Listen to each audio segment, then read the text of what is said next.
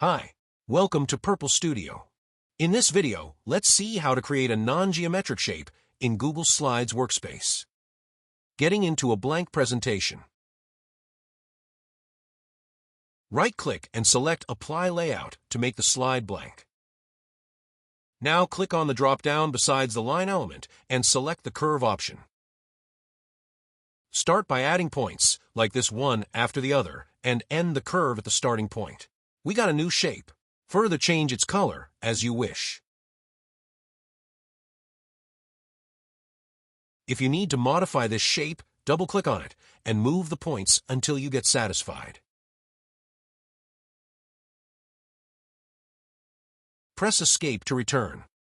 If it does not work, right-click on the shape and select Edit Points to modify.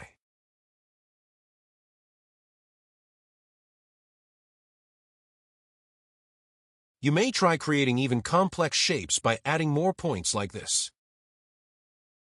Be creative and make your presentations attractive. For more ideas, look into Purple Studio. Thank you for watching.